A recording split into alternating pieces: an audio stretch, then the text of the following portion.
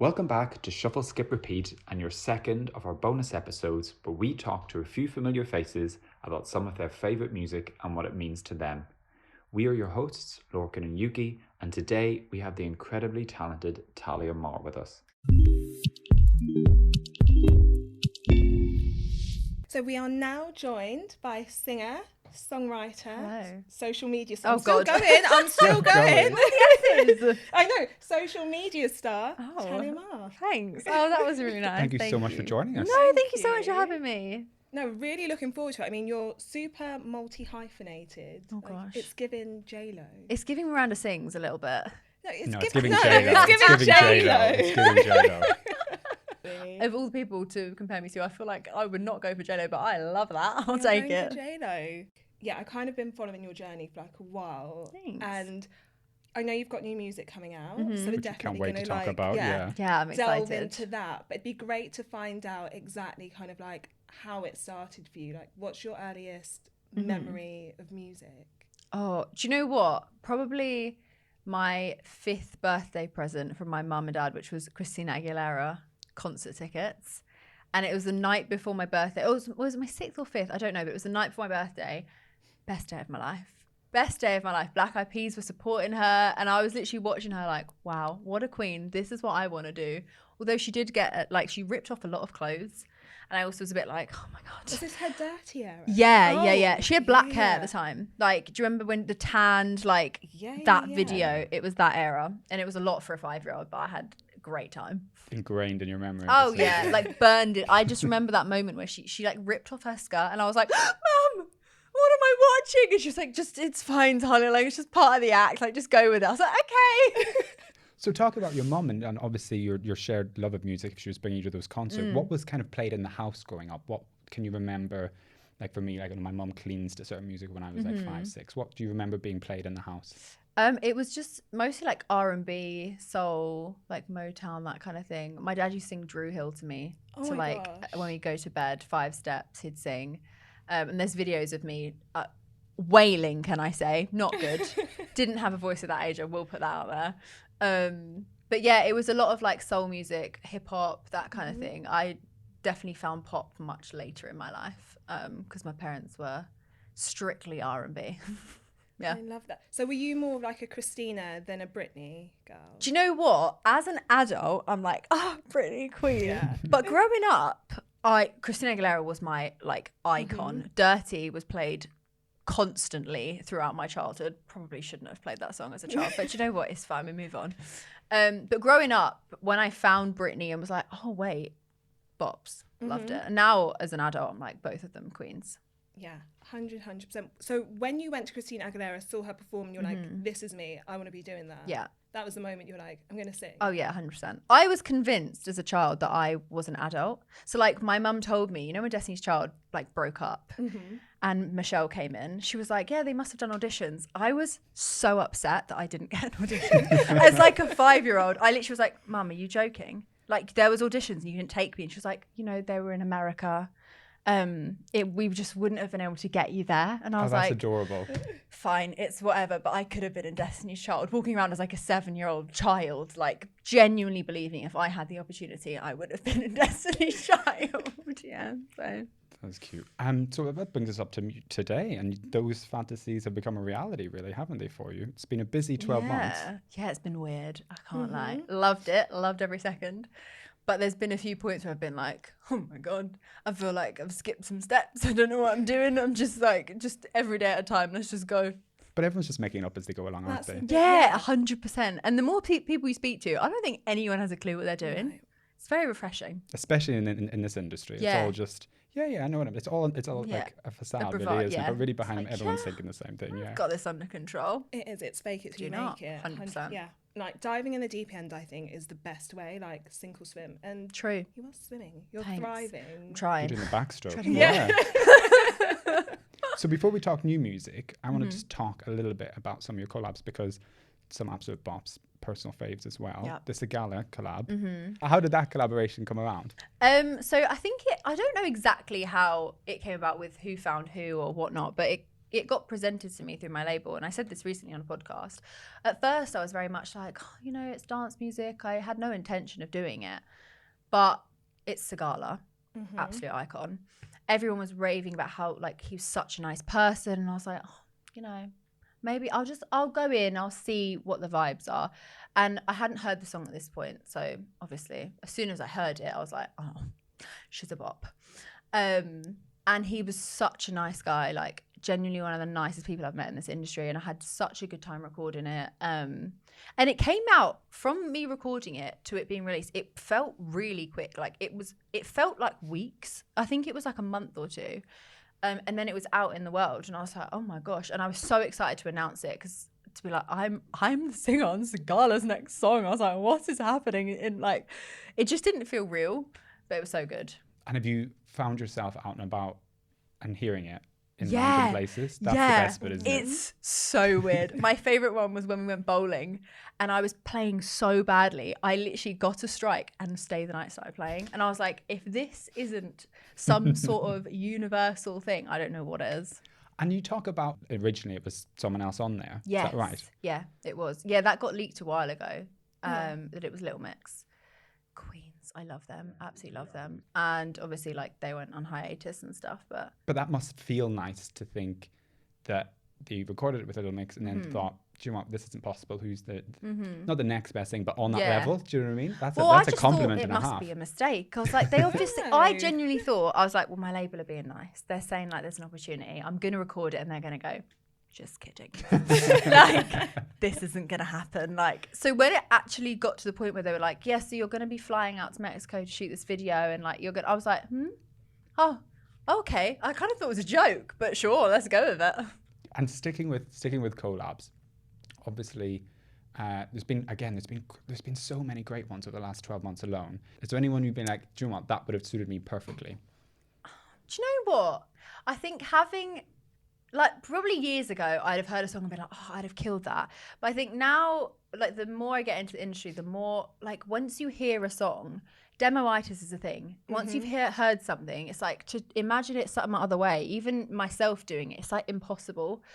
And I fall in love with songs so quickly. It's like, if I were then to try it, I would ruin it. So there's just no point even giving it a go. If someone's done it, that's your thing. Love it. And I think it's the best way to be like, what's yours is yours. Yeah. Like, nobody can take it. I'm very like into like that kind of belief and mystique and whatever. Mentality, Yeah. Speaking of mystique, I know. So segue. Love. quite like We love a that. segue. Love where it's headed. I quite liked that. Honestly, it wasn't planned. But I'm not gonna lie. I went through like your Spotify playlist, and I was like, oh my gosh, like 100%. Like, It's a good my playlist, vibe, right? Yeah. My vibe. So I know you mentioned Destiny's Child. Yeah.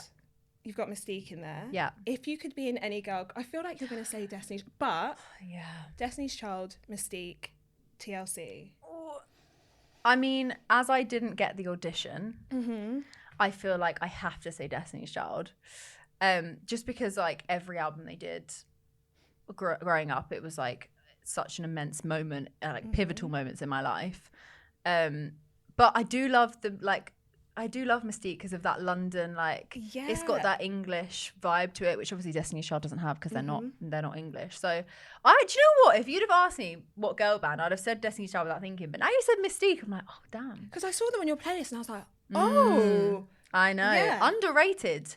All the way, Underrated. all the way. Yeah. Can I be in both? Can I be in all three? You can be, but I wanted to ask you, can you MC? I'm gonna, look, if you'd have asked me when I was 17, I'd have been like, yeah. Don't let me do it.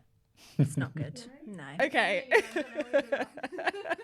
But I heard your new track, so congratulations. Like, Thank again, you. complete bop. And in terms of direction, it's very much like giving R&B. Yeah, I mean, that was the aim, was like pop, but influenced by everything that I love and like I grew up listening to, because it's just, I don't know, I honestly don't know how to not. I feel like I go into sessions and it's like, okay, let's just write something just strictly just pop. Never happens. It's like, oh, and there's a little R&B running in. There's sprinklings, and again, like, I sound like the biggest stalker, but I love like a playlist. But I saw like Mariah Carey in there as well, like from the Emancipation of Mimi era. I love that album so much. Honestly, I remember being young and my dad taking me to that concert, and everything and more. Wow. Like, and again, she was like stripping off and getting it. My dad loved It's kind it. of crazy. I Yeah. bet he did. Having the best time of his life. But I feel like she was one for really mixing like the pop with the R&B. Yeah, 100%. Especially when it comes to like features. Yeah. And I feel like when I heard like Self-Portrait, I could kind of, seeing your playlist, I was like, Yeah, I think that, and also, do you know what? Self-Portrait is probably one of the more pop-leaning ones, but it definitely has that like vein running through it. And like you said, like, I mean, that album, the Mariah Carey Emancipation of Mimi, is one of my favorite albums of all time. I think that's probably a good reference of like the blend between like, it's still pop, but like it's so R&B led and so R&B heavy. Yeah, I love it. I love all that stuff. Amazing. So yeah, it'd be great to find out a bit more about like Self-Portrait, like how that came about. So the song kind of came to me in like parts by, it was produced by a guy called Lost Boy, super talented, and a writer called Cleo Tai. And they'd kind of started it together, and I'd heard it and I was like, there's so much potential here. And like the chorus is kind of pretty much what it is now. And it really hit me, like, I was like, this is what I need. Like, I really need that pick me up. I need that positive song that it touches on a moment of like sadness and a moment of like, oh, I was doubting myself, but it's like, we're not gonna hone in on that. We're gonna move on. Bad bitch era. Can I swear? Yeah, swear Cool. away. Yeah, so I went in and like we wrote the rest of it, and we sort of took it a little bit more R&B, a little bit more like that second verse. It's a little bit more like Craig David-y, like bouncy lyrics. And yeah, it kind of just went from there. And it do you know what? It was a really quick session. I was in there for a couple hours. Those are the vocals we recorded there. Oh wow, really? Yeah. I thought it was just like demo vocals, and then we were like, this song is Nailed good. it. And then it got sent back, and I was like, oh, vocals sound alright. I like it. Yeah, it was quite a quick turnaround, that one, I feel like. So in terms of like you said that was like more of like the pop sounding. So is there a lot more like R&B stuff coming up? Any features? Yeah, there's a lot of like, it's basically if there's like a central line of like pop and R&B, some of them just dance like either side, and this one I think dances on the pop side, and there's a few that are definitely like really quite heavily R&B influenced. And I think it would just depend on what I'm feeling, what comes next. I think I've got an idea of what's coming next. I'm definitely not allowed to say. Okay. But I can feel eyes burning in the back of my head from people offset. But yeah, I think the next one probably will be slightly more R&B led, just to sort of balance out both sides. But this is like an amazing reference, and I feel like you're in your bad bitch. Like you're in your bad bitch bag, and we're here for that. I'm trying. Some days less so, I can't lie. But you know what? Today we're in it. So I want to talk hypotheticals a little bit now. Love it. You're rocking up to sometime ball in 30 years' time. What's on Talia Mar's rider? That's what I want to know. Do you know what? Normally it's just, can I just have a Red Bull, please? Really? Yeah. Just a Red Bull? Just a Red Bull. Not even tropical? No flavours, just no, standard? just Easy regular to Red please. Bull. Straight to the point. Give me that caffeine. Done. Basically, just the necessities. As long as I have a little snack and like water, I'm good. And I hope that doesn't change. And I'm sat there like, I want green gummy bears. That's what I wanted to hear, yeah. I mean, if I'm going to pick a colour, it will be green. And speaking of divas and women in music in general, being a woman in music, do you have any thoughts about women reaching a certain age and maybe not getting certain airplay on radios, etc.? And obviously, you being a woman in music, that affects you. It will affect you at some point. Do you have any opinions on that? How does it make you feel sometimes seeing that? Do you know what? I think that's just a theme in every business, in every woman's life. Like it's very much pushed onto girls from a young age of like, you have an expiration date. As soon as you stop looking like you're in your quote unquote peak, done, don't want it anymore. You've got a wrinkle, nah, over it, don't want it. So I think it makes sense that it's bled into music. It's horrible. And I think it should be absolutely counteracted in any way possible. But you see it so often in every industry. Do you know what? I think one of the industries that probably is best for it is maybe acting, because at least every role, you have you can look older, but you play an older character. Whereas like in music, I think people have such an idea of like, you must look 17. Like, people don't even want you to look 25, 26, 27. It's like, you're 26. Oh, you're old. I'm like, what do you mean I'm old? I'm still cooking. I'm not old. Allow it, man. It's crazy. But I think it's definitely getting better. Like, I mean, hopefully it will always get better. But it's only going to get better the more that people speak out about it. And the more that, like, as you get older as a woman, you still put out the shit you want to put out. And if you want to use filters, and if you want to dye your hair a crazy color or wear a mini skirt at 89, you wear that. And I will be doing that, hopefully. I don't care. Wrinkles sagging everywhere. I'm wearing what I want to wear. That's exactly it. And that's what we're all about here as well. So if you're filling the dance floor, we're there. We don't care what you look like. As long as it sounds good, we're here for it. 100%. I just think age should never really like play into it when it comes to like writing music. The only thing I think is that it needs to protect younger people, and like the industry's getting younger and younger and younger, and it's terrifying seeing so many young people being thrown into like the limelight, and it's like, oh gosh, I just hope it ends well for you. Yeah. And I was going to ask, because you went to like the Brit school, right? What was that like? Because I guess from a young age, you kind of are geared towards... I had the best time ever. I literally loved it. And I didn't feel any pressure at all, because like when you get there, I remember the music teachers were like, this is not a fame school. You're not here to be famous. None of you are going to be famous. And we were like, all right. Day one. I was like, okay. Like, you're here to learn about music. You're here to love music, and that is what you're here to do. You're here to have a career in music, but that doesn't mean that you're going to the O2 and selling it out or going on tour in America. It might mean that you're playing weddings. It might mean that you're doing this, and like, you're supposed to love that because it's music. And it taught me so much. Like, we had lessons in music law and like, oh yeah, like they really, I think that's why so many people come from Brit. It's not because there's so many opportunities where it's like you get thrown into labels. It's because you really learn the ins and the outs. And like, where a lot of people go into the industry and go, I'm giving up. This is too hard. I don't want to do this. You go to Brit and it's like, you've already learned all this stuff. And it's like, actually, it's a lot less daunting. So I'm so grateful I went, and I had the best time. I have no bad words to say about that school. No, that's good to know, because again, I feel like in America it's a completely different story in terms of like their fame kind of schools. But so many amazing artists have come from Brit, so I guess, like you say, it's got that foundation. Yeah, I mean, you really do you just learn so much there. So when you left, what was that like in terms of transitioning, and did you perform much like whilst you were there and afterwards? I performed a lot at pubs.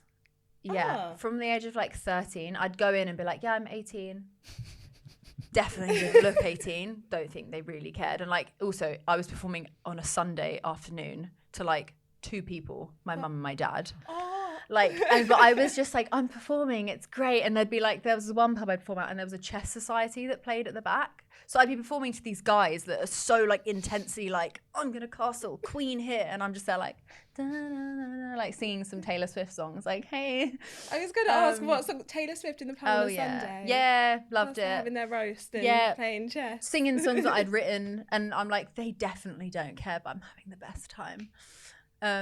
But I performed a lot, not necessarily in great venues, but I performed so much in my teenage years. And then when I left Brit, I was in a like not great management situation. Okay. Got out of that and was like, what? Gone. And then had like a random tweet that went viral. I was like, oh, okay. I guess I'll do the social media thing. I'll still release music, and hopefully one day I can release it to them. And then just kind of went from there. What's that like, living in such a creative household? Is it loud. Can be a bit hectic? Yeah. It's loud. He is loud. Like, do you know what? People come over and they're like, what is that noise? I'm like, oh, it's just Simon. He's just screaming. And they're like, what is he doing? I'm like, I don't know, maybe playing FIFA. I think he's on a call. He might even be in a meeting. I'm not entirely sure. But like, it's a very chaotic household. I can't lie. So while we ask you next question, I want to see your best self-portrait. All right. So you've got about 30 seconds, okay? So while you draw, obviously you're quite a fan of tattoos, and you got one quite recently. Do you have a process in terms of like what you like to go for, or are you just more of a, when it comes to you kind of gal? Do you know what? It used to be very much like, I'm only going to get stuff that means something to me.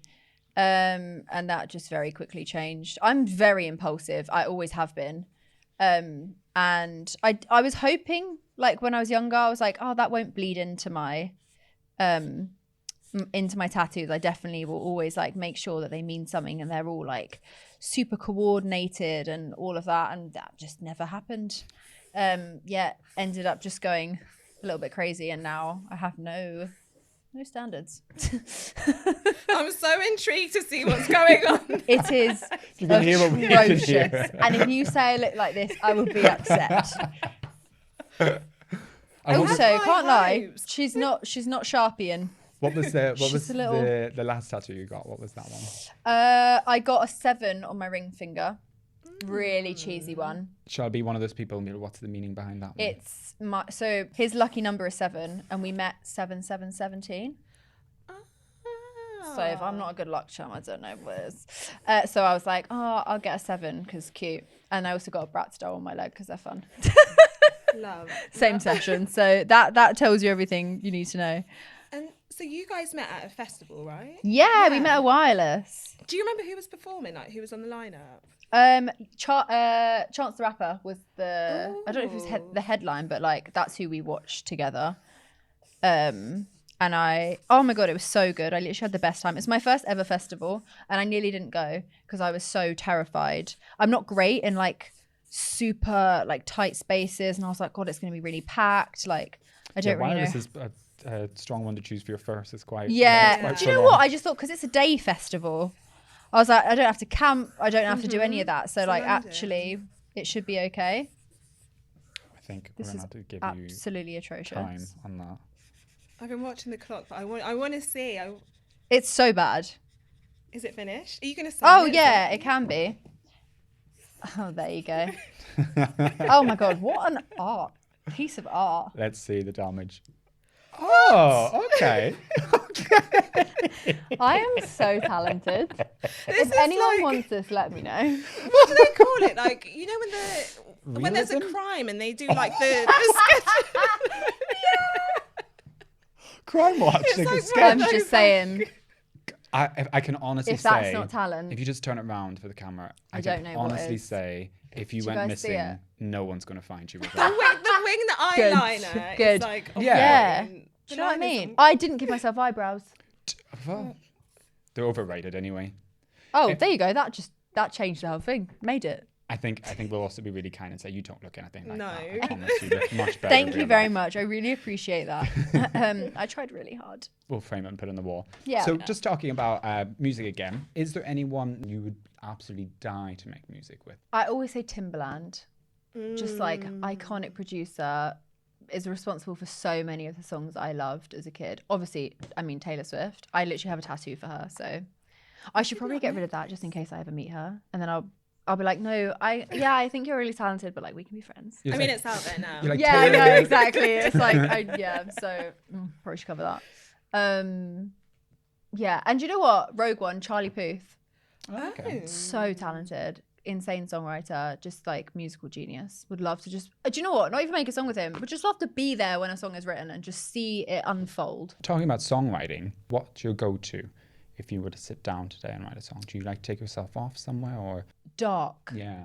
I really like a dark room. My fiance hates it. I literally walk around the house in the dark. I never have the lights on, ever. Like it will be pitch black outside and I will just use my phone light to get around. Your cost of living crisis It's is really real. weird, yeah. So I need like a dark room. And my favourite way of writing is from a title. Yeah. Is thinking of a title first and then being like, okay, how do I get from, like, what is this? What does this mean? Like, I want the most random title and then go from there. But it is different every time. Sometimes it's like I've seen something happen. I'm like, oh, that's a song. Something's happened to me. I'm like, that's a song. But yeah, my favourite way, title first, then the song comes after that. It's really what you're saying is people need to be careful because you're literally there half the day being like, that's a bloody song. Oh, yeah. That's a song. Yeah. I say it to my friends all the time. Like, my friends will come to me and be like, oh, so this happened. I'm like, song. You should just say it really threatening under your Song. breath sometimes, though. That's a song. That's a song. Some of my friends will message me when I release a song and they're like, this one's me, isn't it? No. I remember telling you this story. I'm like, Don't know what you're talking about. Okay. Once you've told me, it's allowed to be a song as long as I don't use your name. Yeah. There's one that I've teased called 365 that everyone is desperate for me to release. But it's so personal. Like half of the second verse is literally such specific details on like when we met and stuff. And like, I'm not normally like that. I don't tend to write super like lovey-dovey songs. So yeah, I kind of like dug my own grave there when I teased that one. You can't not now. Exactly. Yeah, because now they know it yeah. exists. They've heard a bit of it, and they're all like, "Oh, when's this one coming?" That's Yeah. quite sweet. That's quite sweet, though. That's quite cute. Yeah, he's not written me a song, so. First dance material, I Do think. you know what I mean? Oh God, no, absolutely not. No first dances here. In terms of like concerts, festivals, all of that, what would your dream lineup be? Oh, the good oldie question, yeah. So there actually there was a concert. There's another one this year. There's called Lovers and Friends. Yes. That I want to they've go nailed to, that. I'm sorry. All the way. In Yeah, 2023, yeah. all of these artists, I'm obsessed. Like, yeah, I just want to see TLC, Destiny's Child, bring them back, please. Yeah. Need yeah. it. Do you know who John B is? Chris Brown sampled one of his tracks. I can't remember for which song. You'd love him. I will have a listen. I feel I'm like you'd love him. I'm like, intrigued. But I feel like I'm you intrigued. would after seeing your playlist. Yeah, I feel like Yeah. if you like that playlist, you know what I'm into. But yeah, all of those, like all just the 90s, early 2000s iconic, and then also Taylor Swift and Ariana Grande. So this is what I mean. Like you throw like little I know. curveballs. I just can't help it. Yeah. I got introduced to pop so late that like I consumed it all so quickly and was like, oh my God, this is so exciting. There's a whole genre out there I didn't even know about because my parents just didn't show it to me. Because it's usually the other way around. Like people start off with like Pop, and then they find like the more soulful. Yeah, no. Straight away, my parents were like, Motown, R&B, this is what you will listen to. And I was like, okay. But it's nice that you got both, though. It's Yeah, nice that you started And now with I them. love, I mean, I love all music, realistically. Do you have any guilty pleasures when it comes to music? Do you have someone that maybe people would be surprised you actually go and listen to? Do you know what? I know that I've said Taylor Swift, but when people first see me and then I say I like Taylor Swift, they're like, what? They are so shocked. And I don't know what Taylor Swift hating energy I give off, but it's really hurtful when people say that. But I don't think there's anyone people be surprised about. I think because I'm so online, there's nothing I can have like hidden. Everyone knows everything about me. As I've proved today. Yeah, I don't think so. Cisco, there you go. But that to me is obvious. Oh, Drew Hill, yeah. Yeah, exactly. So I read that you all like trained in opera. yes. Something. Are you into any of that, or is that just? Okay, yeah, interesting. Yeah, so I mean, growing up, I listened to it a little bit. My granddad was obsessed with opera. I come from an Italian family, so it was always like different operas playing. Madame Butterfly was one of his favorites, and like I listened to it all the time. And then when I started training vocally, I trained in opera, just because I thought, well, opera's definitely going to give me a good foundation. Like their lungs are superhuman. It's insane what like professional opera singers can do. So I guess, yeah, people would probably be I just forget about that because do you know what? I've not listened to it in so long. You could tell by your face, you're like, where did you read this? I was like, oh my gosh, I forgot about that. But yeah, no, I am trained in opera. Crazy stuff. I think you're going to get a court order through the door. I know. No, but I'm super intrigued because I love it when we speak to guests who have like eclectic styles because for me it's just like, oh, and then you can incorporate it in this and in that. And in like, I don't know if you remember, but like Jamelia did a track. And I think it was like Money, but she goes into like opera and like it's part of it. And I think like Pink's done it as well. And I just feel like there's so much that. Yeah. I do like a little like curveball, which is why I love K-pop. Oh. Yeah. There you go. That's with the curveball. Okay. I love it. I think it's so interesting. And like, they are very much, every single section of a song sounds completely different. There is no like, it's not verse, pre-chorus, chorus, verse, pre-chorus, chorus, done. It's like there's a dance break in the middle and then the second pre-chorus is completely different from the first one and the second chorus is different prod and like, it's just so interesting from production stance to listen to. Who's your favourite artist? Blackpink. I want to see a collab. I was going to say. Oh, do you know what? Put them top of my list. Oh, Yeah. They're in town this summer, I believe. yeah, they're back. I saw them recently. They performed at the O2, it was. And then, yeah, they've got another headline show at British Summer. Yeah. So I you're can going to see be there front this. row. Oh, hell yeah. Backstage. Love them. Queens. Have you had the chance to meet them yet? No, I would not be breathing still. So if it'll that be was this happening. summer. It'll be this summer then. Yeah. No, that would just be too. I wouldn't be able to handle it. And do you have a fave track? From their recent album, Pink Venom or Tally. They're my probably two favourites from their recent one. So apart from seeing Blackpink this summer, is there anything else that you're looking forward to? Do you know what? I'm excited to hopefully perform. I feel like I've not. Obviously, I did Summertime Ball and like I did a bunch of shows last year where I did a song or two. But I really, really want to do my own show at some point, and hopefully that will come sooner rather than later. So that I'm really looking forward to.